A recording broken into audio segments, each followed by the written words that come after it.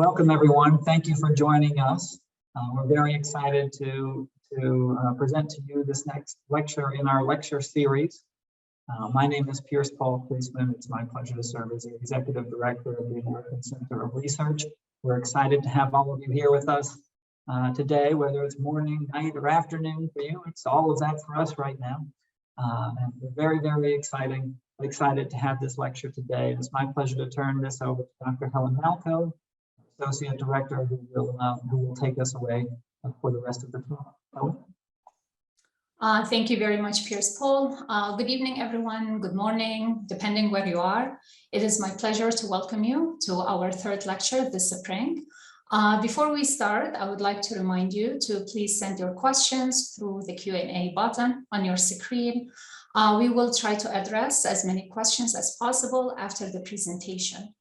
Also, please note that this lecture is recorded and will be posted on ACOR's YouTube channel for view later and to share. I am happy to introduce our speaker today. Dr. Nada Shabood is a Regent Professor of Art History and the coordinator of the Contemporary Arab and Muslim Cultural Studies Initiative at the University of North Texas. She is the founding president of the Association for Modern and Contemporary Art of the Arab World, Iran, and Turkey, and founding director of the Modern Art Iraq Archive. She is a curator and the author of numerous essays and books, and is currently working on a new book and project entitled Demarcating Modernism in Iraqi Art, The Dialectics of the Decorative. Shabood is on the board of advisors for Visual Art Commission, Ministry of Culture, Saudi Arabia, and the board of the Academic Research Institute in Iraq, and the College Art Association Board of Directors 2020 to 2024. She received the 2020 Kuwait Prize for Arts and Literature from the Kuwait Foundation for the Advancements of Science, among others. Without further ado, I hand it over to you, Nada. Welcome. Thank you. Thank you so much, Helen. Thank you, Pierce Paul, for inviting me. And thank you, Helen, for the introduction. And welcome everyone, wherever you are. Ramadan Kareem. It is very early where I am, so please keep that in mind as you hear me speak. I will share my screen now.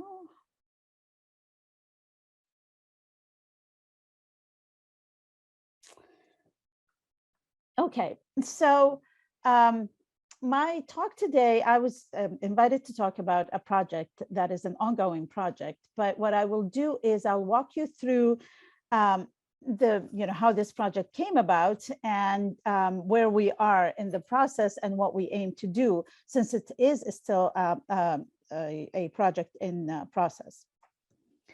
In 2006, the American art historian James Elkins published his book, Is Art History Global? The book was the result of an art seminar roundtable that took place in the spring of 2005 that engaged with the notion of the globalization of the discipline and debated the question, is art history global? Elkins asked basic questions. I quote, what is the shape, or what are the shapes of art history across the world? Is it becoming global? That is, does it have a recognizable form wherever it is practiced? Can the methods, concepts, and purposes of Western art history be suitable for art outside of Europe and North America? And if not, are there alternatives that are compatible with existing modes of art history? These are actually important issues, some of which I will address here as they pertain to the mapping project as well. One of the things that, excuse me, Elkins did was survey the world for where there are art history departments, and as well as refereed art journals that deal specifically with art history. The round table he structured was structured around 10 points, as he argued, to offer hooks on which to hang the conversation. There were 5 reasons why art history might be considered to encompass, quote, several different practices which vary from one place to another, end of quote, hence not global. and 5 other reasons why art history can be considered as a single, fairly cohesive enterprise, not one that is homogeneous, certainly, and not one that is distributed evenly around the world, but a field that shares some basic concepts and purposes, end of quote. But hence, he means global.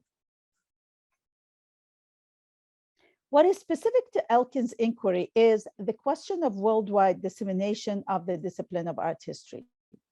It was the first time the discipline of art history specifically was addressed directly. In general, and as he even points out, is also the case in his book, there is a conflation of the globalization of art with the globalization of the discipline of art history. Much of the debate before and after Elkin's question has really been about the globalization of art without necessarily tackling what it meant for art history. Perhaps this is, in a way, quite telling, as it seems to accept art history as we understand it in its Western institutions as a fact and the only approach to studying and historicizing objects of art.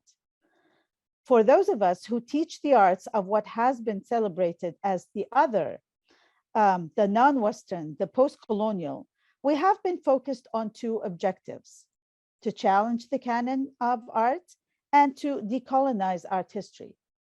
That is, to challenge art history's exclusion of time and geography beyond the Euro-American context.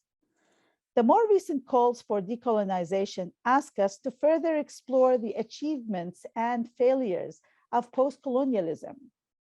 So how does decolonization differ than post-colonialism?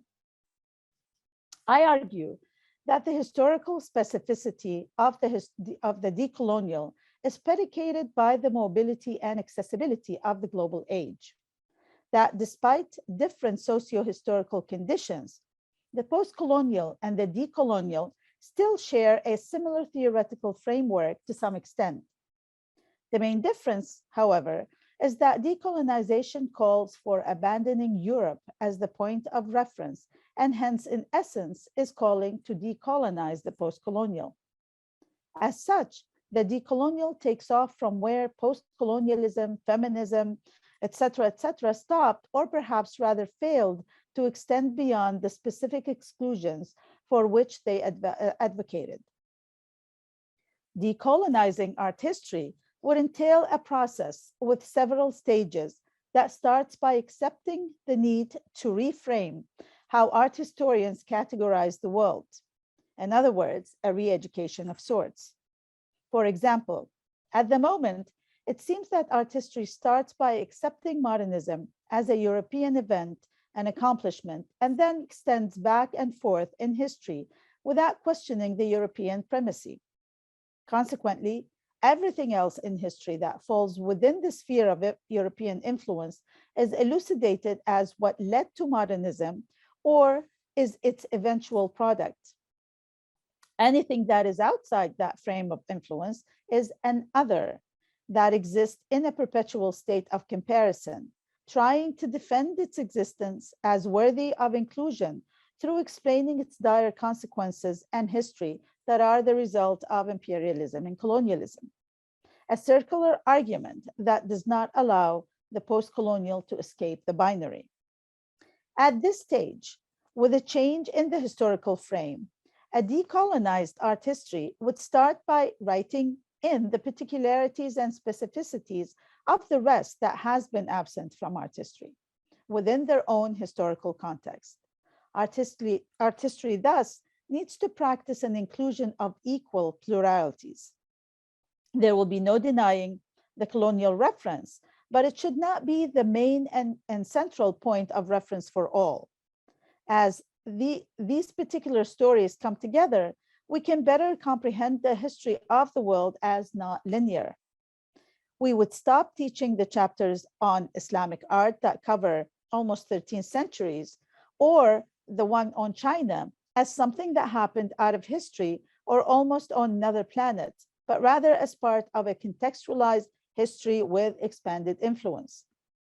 We would arrive then at an understanding that modernism is not a European condition, which would inevitably diffuse the current struggles all of us modernists are undertaking, fighting against the current because Europe is still the center.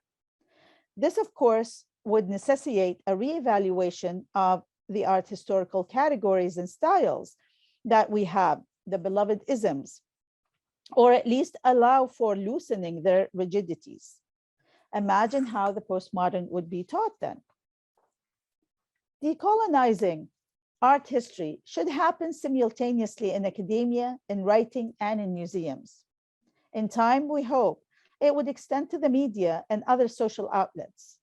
Of course, we should all understand that this would not be accomplished by simply hiring a non-Western art historian in art history programs or including non-Western artists in an exhibition, although we accept these steps in good faith.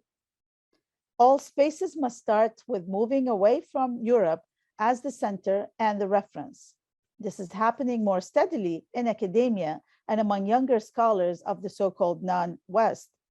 It needs, however, to happen more rapidly and with a clear intention to be more effective. Many major museums are taking steps to do this as well, although some are more successful than others. Mostly, they are still grappling with how to shed the reference of Europe while operating within institutional context of art history that has not yet been decolonized.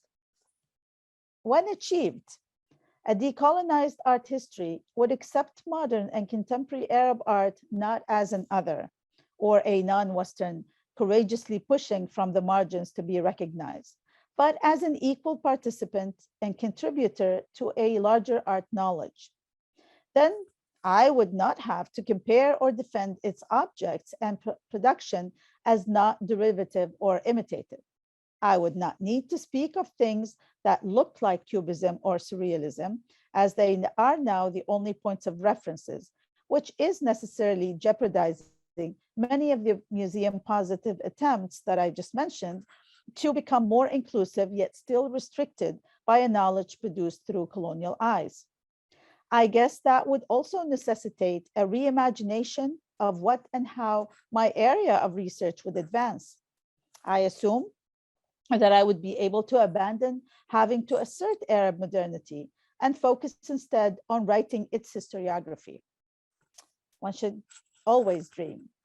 What I am showing you through the slides may not necessarily correspond to what I'm talking about, but introduces you to some of the works that has been happening that I am referencing, and also introducing you here to AMCA, the Association for Modern Contemporary Art from the Arab World, Iran, and Turkey, and our website and all the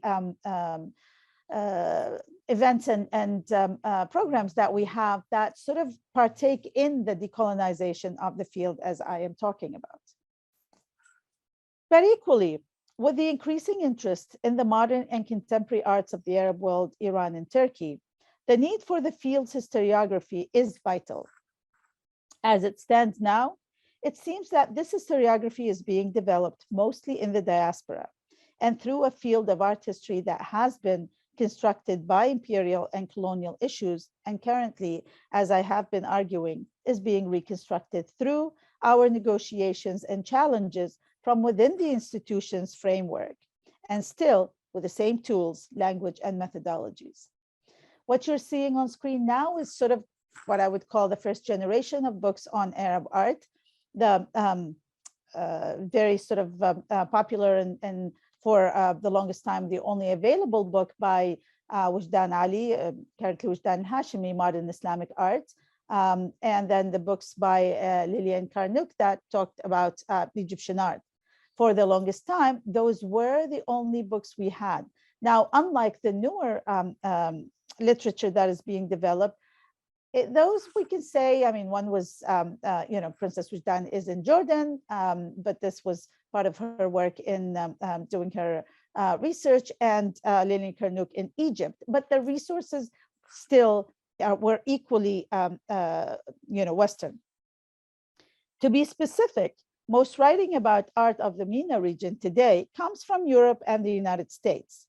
In principle, with all points discussed thus far, in the age of fluid connectivity, this should not be a problem. Positioned outside of the local centers of production, this critical writing, however, is often disengaged from the historical development of the art it describes. There is still little scholarship about modern art, but instead, an ever-growing number of exhibition catalogs arising from the increasing number of contemporary shows on Middle Eastern art. The move from the period of invisibility through to one of celebration of everything related to the Middle East has fostered a sense of discontinuity, with contemporary production being seen as a new detached phenomenon.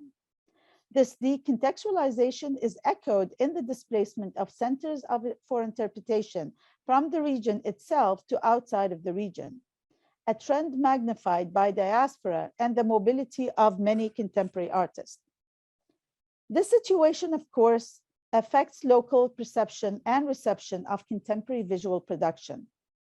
If the meaning of works of art is constructed according to Euro-American methodologies, terminologies, theories, and rhetoric, how can it also negotiate the local realities of the Middle East? And how can knowledge produced about the art be translated in ways that will be understood locally? This, however, is a different problem than the ones I am discussing today. The interpretation of works of art is contingent upon a range of factors connected to the history, society, and culture of both the works and the interpreters. Even in an age dominated by the visual, interpretation and translation are essential tools, although one which inevitably brings their own complexities. We know that the meaning of an image is constructed and that the word is part of that construction. In the case of modern contemporary art produced in the Middle East, the relationship between the visual and the verbal is further complicated by a raft of factors that I argue currently complicate the advancement of knowledge in the field. Not surprisingly, this displacement of centers of knowledge production has affected the development of art education and art history within the region. As an educator myself based in America, I am constantly challenged by the lack of resources available to help teach the arts of the region in my classes. The problem is, of course, far worse within the Arab world, where there are fewer resources available, and most of these are in English or French. But before going further, in a conversation with my husband last night, I realized that perhaps what is art history and what it does may not be easily understood by everyone. It is, to be honest, not as straightforward as it sounds, and it has evolved beyond its original construction. One simplified definition I found that I like and somewhat agree with is that, I quote, art history is a historical discipline that seeks to reintegrate the work of art into the original context of its making and reception, foregrounding its significant status as both historical document and act of social communication, end of quote. But of course, to do that, to be able to reintegrate works, we need to know the context, we need to know the history. But it is also true that art history is a Western colonial construct. As explained on the Han Academy website, the discipline of art history developed in Europe during the colonial period, roughly the 15th to the mid-20th century. Early art historians emphasized the European tradition, celebrating its Greek and Roman origins and the ideals of academic art. By the mid-20th century, a standard narrative for Western art was established that traced its development from the prehistoric, ancient, and medieval Mediterranean to modern Europe and the United States. Art from the rest of the world, labeled non-Western art, was typically treated only marginally and from the colonialist perspective, end of quote. Challenging and decolonizing art history on the one hand, and realizing that in our efforts, we are writing the non-Western art history in the diaspora, clearly expressed an imbalance that consequently prompted inquiry into the state of the discipline of art history in the region.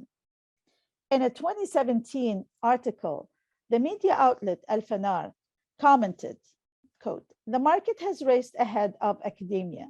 Scholarship, criticism, and even basic information regarding much of the art produced in the region in the last century are extremely scarce," end of quote. Invoking the market, of course, directly connects to the question of value in art today, which is a very complicated question, but was in the heart of the construction of art history as we have it. As an art historian, I would argue that there are two values for the work of art: an art historical value based on aesthetics and a monetary value based on market demand. The first one is very much based on the quality of a work of art. Is it a good art? And its contribution to the tradition of making art and its history. Is it an important work of art? What makes a work of art important? Is it addressing its place in this history? Is it making a shift in aesthetics, a new idea, etc., etc.? Mostly this value remains more consistent throughout history as part of the art historical context, with few exceptions. The second value is rather based on popularity, availability, and market trends. Art historians, their analysis, studies, and critique do not necessarily affect this value. Collectors, museums, galleries, and auction houses are the main contributors to it. Several elements are considered in their valuation, such as size, medium, provenance, and fashion. On occasions, the two values intersect or even align. However, increasingly in this contemporary period, they do not, and rather at times diverge fully. Moreover, you just saw the cover of the book that me and a number of colleagues co-edited that actually kind of try to provide this context, this historical context for the Arab world. It is, we translated text of primary documents, so we would be able to have material for our students, but also for researchers wanting to work on the Arab world and wanting to hear the voices of the Arab artists that are missing from the canon of art history. Moreover, there are many moments in history when art historians and the market collaborated, but today there seems to be a wide, unbridgeable gap between the two. The situation is further complicated in relation to Arab art, particularly the modern, given its nascent historiography in the West. While perhaps the contemporary follows the global language, with artists straddling the age of transnational mobility, the modern is still an unresolved crisis of representation that has not yet been untangled from the national. Ironically, this condition only reinforces the need for historiography and consequently the role of art history in understanding value in modern Arab art. Sultan al-Qasimi, founder of the Barjeel Art Foundation, was quoted in Al-Fanar article to say, quote, "The new artist institutions and markets will require trained curators, archivists, and administrators. A number of new programs and degrees have been created at universities in the region to respond to this need. Sharjah University's College of Fine Arts and Design offers a bachelor's degree in fine arts. The Sheikh Salama bint Hamdan Foundation in Abu Dhabi offers scholarships to artists in the United Arab Emirates. The Campus Art Dubai is an intensive 6-month program that brings renowned art practitioners to lecture and mentor local artists, writers, and curators. Sorbonne Abu Dhabi offers a master's degree in history of art and museum studies, as does University College London in Doha." End of quote. In his statement, Al-Qasimi provided a short list that did not at all take into consideration programs and institutions in the rest of the region. While, of course, it is not expected that he does, his words also reflect on the fact that such material is not readily available. One major reason is the inaccessibility of the information about art programs in general, but the teaching of art history in particular. Throughout the Middle East and North Africa, there are many academic programs in institutions of higher education. These programs have been training generations of artists and educators. While some have a long history, others, like the one Al-Qasimi listed, have been initiated only recently. Some, such as the American University of Beirut's recently established Masters of Art History and Curating, focus specifically on modern and contemporary art in the region.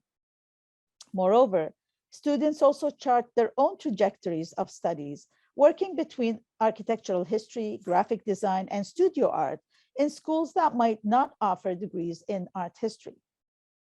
Often, students will complement university degree with programming and workshops offered by non-profit cultural initiatives. A bit slow in my. Two prominent examples are Ashkal Alwan in Beirut and Darat al-Funun in Amman, Jordan. Both institutions serve artists, critics, and curators through multidisciplinary symposia, workshops, lectures, exhibitions, and grants. Some of them also organize long-term programming. In 2008, for instance, Townhouse Gallery in Cairo invited scholars to hold two-day workshops throughout the year with a selected group of students and young curators and critics in the region who would gather every few months in Cairo at the gallery for a workshop. Alongside these official programs are alternative educational platforms through which artists, art educators, and art historians of the Middle East receive training in art history, theory, and criticism. These alternative platforms do not offer any degrees, but some grant certificates. As reported by art historian Pamela Karimi, in Iran, these alternative platforms have emerged owing to government censorship of university curricula or fixed and rigid academic curricula that only changes every few decades. The Islamic Republic government censors all aspects of university curricula and programming. As a result of this process, most academic subjects in the arts and humanities are beholden to only employ pre-scanned fixed syllabi. Fearful of being removed from their positions, professors are afraid of making any change to the designated syllabi or textbooks. As a result, there is a lacuna in the training of artists and art historians in Iran. Outside the university context, however, there have been efforts to address this lack. For example, in Tehran, there are several independent institutions such as Arya, Mahi-e-Meher, and Chaharaso that offer classes in feminist art criticism and similar topics that are considered taboo in the official higher education system. While all these independent and alternative institutions must acquire permission from the Ministry of Culture and Islamic guidance, none abide by the rules outlined by the ministry. For instance, most classes are of mixed gender, and most topics are not in line of the guidelines of the ministry. These alternative educational platforms are able to bypass the law because, according to Tehran-based art historian Hamid Severi, I quote, "The institutions don't have a general public and their audiences are very limited," end quote. Thus, while mindful of what goes on behind the walls of these educational platforms, the Ministry of Culture and Islamic Guidance does not intervene in their programming. This book I recommend very highly, Alternative Iran, Contemporary Art and Critical Spatial Practices by Pamela Karimi. The small body of existing literature on art institutions in the MENA region exists. There is a wonderful list of such organizations outlined in the book Future Imperfect, Contemporary Art Practices and Cultural Institutions in the Middle East, published in 2016 and edited by Anthony Downey. The book, the Art Salon in the Arab Region, Politics of Taste Making, published in 2018 and edited by Nadia von Molzen and Monique Bilan, examines the historical development of art salons and other art infrastructure across few specific parts of the region. Some studies, such as Jessica Winnegar's book, Creative Reckoning, The Politics of Art and Culture in Contemporary Egypt, published in 2006, provide country-specific histories with broader analysis. Similarly, Jessica Gerschild's book, Decorative Arts of the Tunisian École, published in 2020, offers a critical view into institutional histories in Tunisia. Yet relevant information about this transcontinental region is scattered and not easily accessible, making art historiographies difficult to compile and study in comparative perspectives. Mapping art histories, finally come to the project. Mapping art histories in the Arab world, Iran and Turkey project is thus a project that was born out of both necessity and urgency. In 2018, the Getty Foundation's then interim director, John Winstein, and the also then new senior grant officer, Miguel de Baca, contacted me in relation to the Getty's Connecting Art Histories initiative, hoping to establish connections with art history programs or things that resemble art history, as Joan said, in the MENA region. As with all other things in and about the region, this was neither simple nor a solution direct. My response thus was that we really need to understand what art history means in and to the region first to know where and how it is practiced and taught before we connect. That AMCA, as a group of scholars, have pretty much been tiptoeing around the notion while we do research in the region. That there was a perceived conception that art history is not understood or practiced in the region, hence the lack of text production. That whether art history is global or not has not yet been resolved. The Getty Foundation generously agreed to fund the project through its Connecting Art Histories initiative in conjunction with the Association for Modern Contemporary Art of the Arab World, Iran and Turkey, AMCA, and facilitated by the University of North Texas. On the surface, the ongoing Mapping Art Histories in the Arab World, Iran and Turkey project aims to compile information about teaching art history across 14 countries in the region and make that data available for scholars, researchers, and students in order to develop a better understanding of global art history. On a deeper level, the project works towards a more inclusive understanding of how art history is perceived and art historiographies in the region are negotiated. The hope is that the result will initiate a space to discuss challenges, both practical and historical, and both practical and theoretical, as well as comments on the state of the field and its definitions in episteme. It will unpack the role of art history as a discipline within a region, connecting disciplinary initiatives in the region and diaspora, and contributing to continuing discussions on the possibilities for decolonizing art history within the academy and beyond. In other words, it hopes to address and bridge the different challenges and concerns I have been outlining thus far. The goals of the Mapping Art Histories projects are manifold. It will generate information about the many ways in which the history of art and design, as well as visual culture, are taught in the region by contextualizing the preferred pedagogical methods in art historical education within the broader framework of culture and politics. I'm sorry, I lost where I am. Okay, by contextualizing the preferred pedagogical methods in art historical education within the broader framework of culture and politics, this project aims to present the most comprehensive database possible. This information will then become openly accessible to scholars, researchers, and students working on art histories of these countries, or those who want to have a better understanding of a global art history in general. 7 country leaders of art historians and Arab studies scholars with research specialties in the countries they lead based on prior research and on utilizing the aid of fellow researchers and colleagues will compile data from the 14 countries.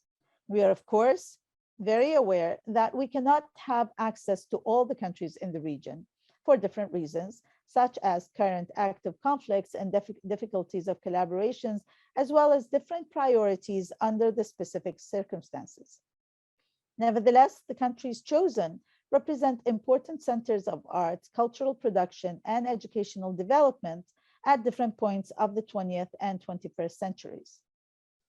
The project research team, all AMCA members, include Sarah Rogers, and going from the left, Sarah Rogers, who is a visiting professor of art history of art and architecture, Middlebury College in Vermont, and is AMCA president-elect.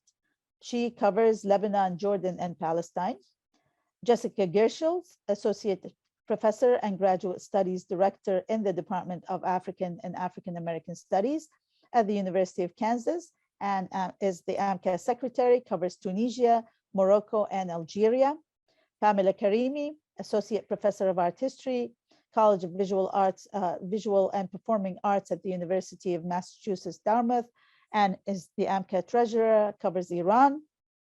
Annika Lenson, associate professor of global modern art in the history of art department at the University of California, Berkeley, covers Syria. Sarah Neal Smith, faculty member in the art history, theory, and criticism department at Maryland Institute College of Art, covers Turkey. Dina Ramadan, assistant professor at Bard College and AMCA founding member, covers Egypt. With Tiffany Floyd, who just finished her PhD at Columbia University on Iraqi art, acting as project coordinator, and me covering Iraq, UAE, Qatar, Yemen, Saudi Arabia, and Kuwait. We all engage local researchers in the respective countries so to facilitate the on-the-ground local work of identifying and connecting with faculty and institutions that do not have a virtual presence through websites, or their websites are not updated regularly. Data collection differs based on the situation of each country. At the beginning of the project, we compiled a long questionnaire that conveyed a series of metrics for assessing different pedagogical practices among institutions, both official and unofficial, that have programs related to art history. This questionnaire has been employed by the project members as both a direct means of data collection or as a guide to direct subcontracted researchers in culling a vast amount of information. It has been quite effective in identifying different themes and methods applicable to each country upon which the researchers and their local teams have planned their subsequent steps. Again, we aim to create comprehensive report and an online interactive database to widely disseminate information and learnings. The dissemination will include an interactive map of Middle Eastern art history education. A website connected to AMCA's website will be created to allow scholars and AMCA members to add content. For example, recent books published on history or historiography of institutions of art historical education, map of art history and how it relates to other fields, important figures in art history education, and art history books writing in original languages, and map of key English art history books translated into local languages or non-English as well. It would be interesting to identify refereed art journals. Topics of essays published will also help us understand what is of importance to the region. I often find, for example, that what occupies us here in our studies, in our scholarship, to not be what is perceived as important in the region. This has also been evident in the theses and dissertations produced in the region. We have been able to review many through Manduma Arabic database, which features Arabic scholarly output from the 1920s until the present, which was an amazing discovery as well. The hope, as I have been arguing, is that the data and its dissemination will allow for a better understanding of what art history means and how it is understood, as well as how its historiographies in the region are developed. Thus, in addition, we plan to co-author a scholarly article to provide a synopsis of our research results and analyze the disciplinary implication for delimiting how art history is constituted in the region. were largely approached as a discipline in the Euro-American institutions, the innovative interdisciplinarity of art history in the Arab world, Iran, and Turkey promises to offer new understandings of the art historical discipline at large. In turn, this will enable art histories of the region to account for new paradigms for the production and reception of modern contemporary art, enabling responsible and effective studies of art outside Euro-American centers. In order to speak of a globalized art history, we must attend to differences in the study and training of the discipline itself. Many scholars, including us on the team, are challenged by the language of our discipline, as I argued earlier. How to speak of the art produced outside of Europe using the methods and language constructed in Europe and through Orientalist and colonialist paradigms. Methodologies,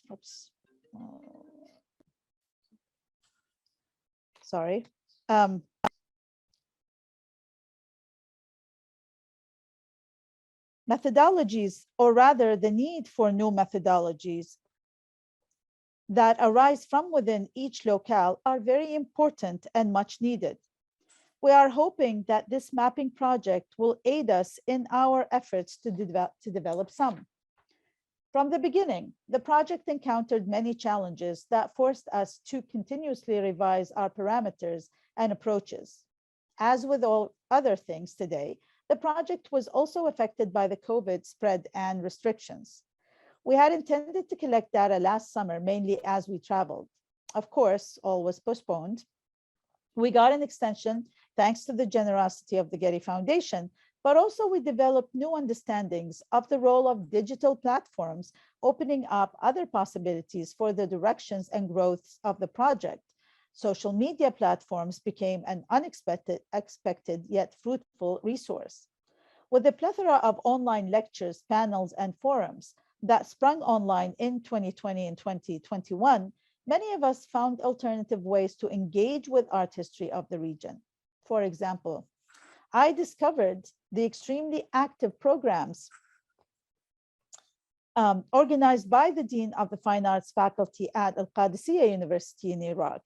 They met weekly or more sometimes to present lectures by and on key artists and topics that were attended by not only art faculty from around Iraq, but many from around the region as well. Moreover, the intensity and frequency of these programs directly alluded to their desire to connect and intersect. This was something I also found in my trip to Baghdad last month. While clearly there is a myriad amount of problems that they are facing and that requires much work and help, I was extremely encouraged to find out that faculty have been doing what faculty have been doing to aid the education of their students. Most refreshingly, the chair of the Fine Arts Department, Dr. Muhammad Kinani, shared with me one of his syllabi, and he includes sections that he teaches, where he teaches the history of art in the region and in Iraq, particularly within a wider historical context. There is much still to compile and assess, so I am limiting myself from making any conclusions here.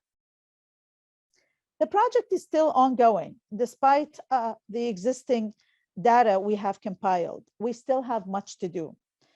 We do, however, intend to start disseminating our findings starting next March of 2023. Ultimately, the results of the project will be important for scholars and educators interested in art history in the Arab world, Iran, and Turkey. Most specifically, it directly aligns with the Getty Foundation's Connecting Art Histories initiative to, I quote, strengthen art history as a global discipline by fostering new intellectual exchanges among scholars in targeted regions whose economic or political realities have previously prevented collaborations, end of quote, by providing possibilities for fruitful connections. These connections are dependent upon the knowledge of and access to the various spaces in which art history in the region is practiced and understood. Thank you very much. I will stop sharing now.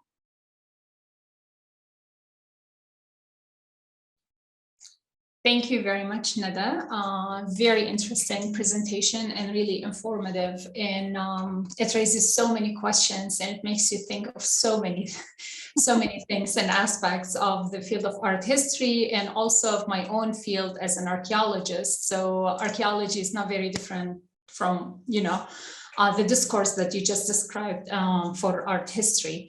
And we do think of, sorry to interrupt, we do think of archaeology as part of the art historical. So we are looking at courses that teaches archaeology specifically as well. Yeah, especially with some of the slides that you showed. And also I like the point that you made that modern art history in the region is disconnected from it's not contextualized in the region. And so that's when it comes for me as archaeologist and the ancient heritage and the modern art, and are they related, are they completely disconnected, and so on.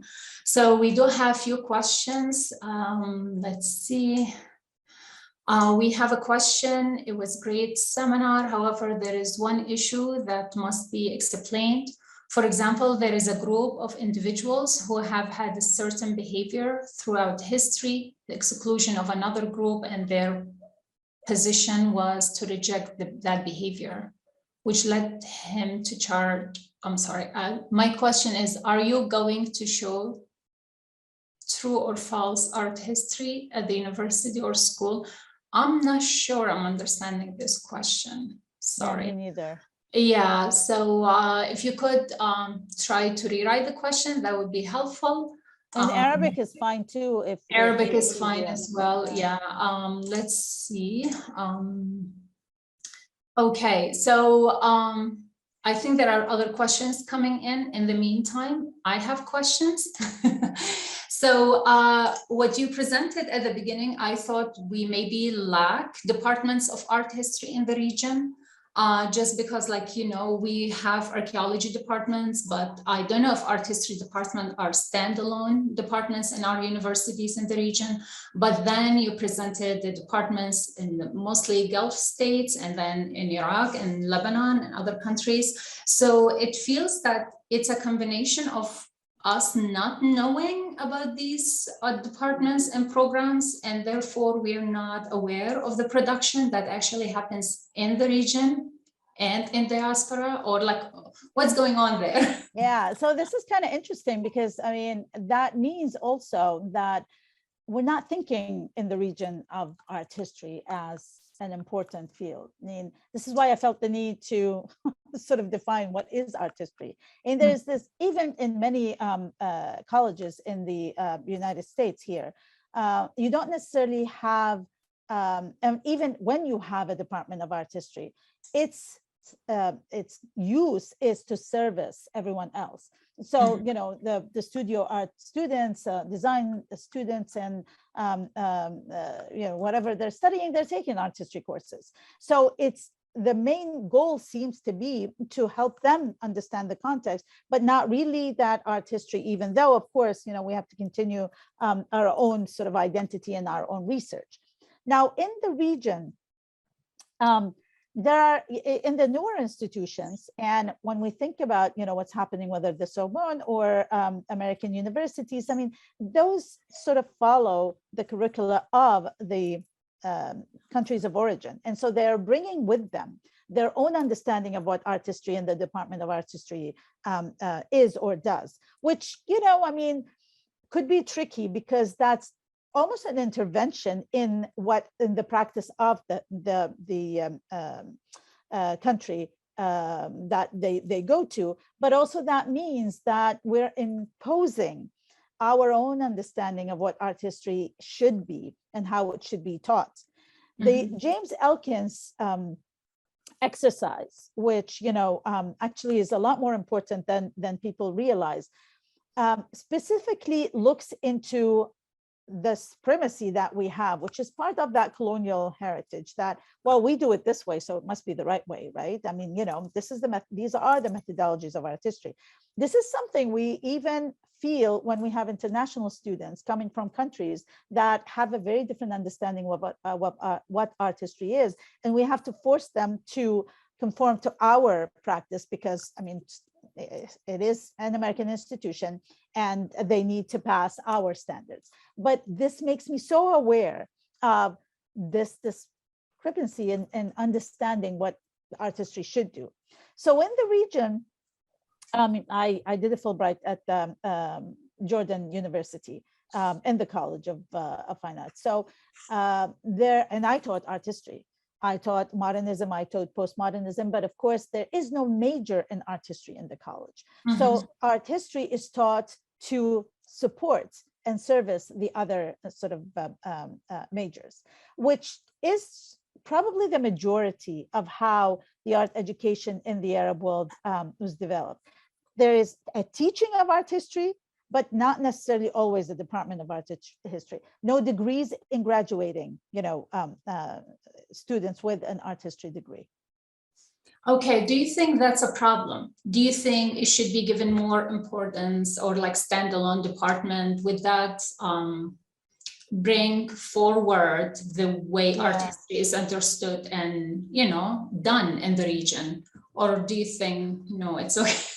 So, I mean, a biased answer is, of course, art history is very important. Everyone should have a Department of Art History. But a more nuanced response, perhaps, it depends and it varies. And it all depends on how to engage with art history. Clearly, writing historiography is important. So art history is very much needed. And in the region specifically, to sort of contextualize the region itself. But at the same time, do we need to be necessarily graduating lots of people with degrees in art history? I mean, we ethically grapple with the idea of, do we need more PhDs in art history? And what are they going to do?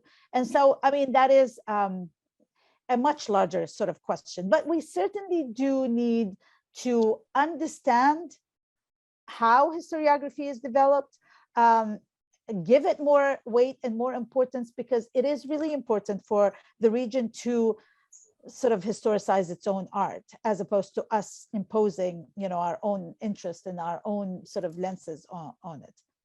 Yeah, definitely, I agree with that. So also, as we came to the project section of the presentation, which is really interesting, I had multiple things I was thinking of when you were speaking. So one of them, you're collaborating with researchers across the region, you're collecting the data, and there is this amazing website, and the information will go up there. But also, are there any planned workshops or conferences in the region now that we're post-COVID? Are you planning to hold something in Lebanon, in Jordan, and like other part of the region? I mean, that's a great idea, and we would love to do that. Definitely something we thought about before, and then of course everything stopped. But we're, there's definitely something that we could think of and consider, and maybe go back to the Getty and hope for more funding so we can do these workshops. But it's definitely worth considering. Thank you, Ellen, for. Yeah, I think because I was thinking of it as you were presenting the material, I think it would be great. But that way you can bring like artists from across the region and have the opportunity to interact in person, exchange ideas, and just learn about each other's programs and what's happening.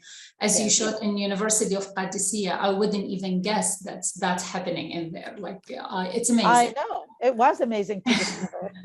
Yeah. Also, the other thing I was thinking of, so publications, are you planning on having the material in like languages of the region, like Turkish, Arabic, Persian? Like, are there any ideas on that? Yeah. Yeah, I mean, we translated the questionnaire to all the languages that we needed in the region, and hopefully that will do the same for the website. So the reports, the essays, the interpretive essay that we hope to co-author, hopefully will also be translated in all the languages. And every project can grow so much, and hopefully with time it will. Yeah, I'm definitely greedy here, so we are too, trust me. I definitely want to see more and more of this. It's amazing. I think we can do one more question, or we have a couple actually, so let me see. Salam says, thanks, Professor Nada.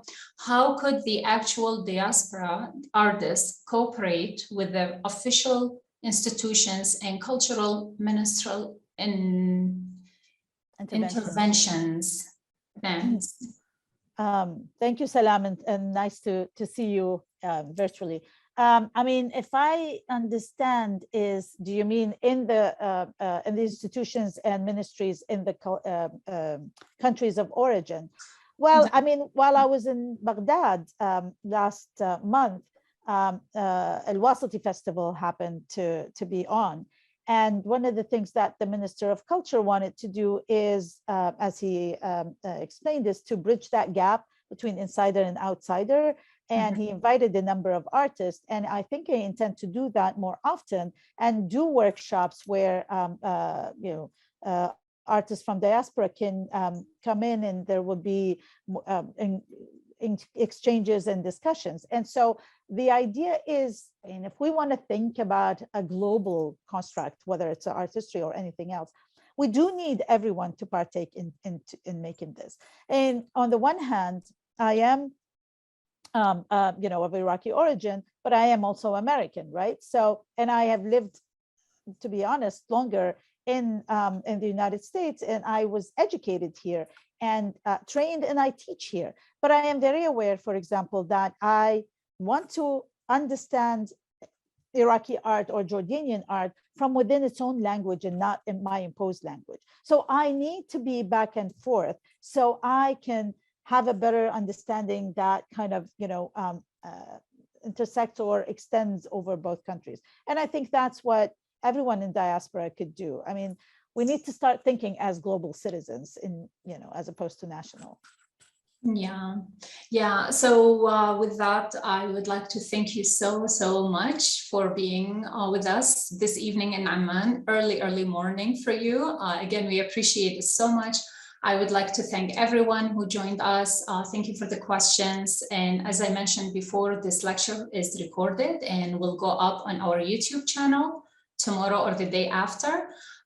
In the meantime, thank you for joining us. Thank you so much, Nada, and hopefully we'll see you again. Thank you. In Amman, inshallah. Thank you everyone for attending, and thank you, Helen, very much for your welcome. Our pleasure. Thank you so much. Bye-bye. Bye-bye.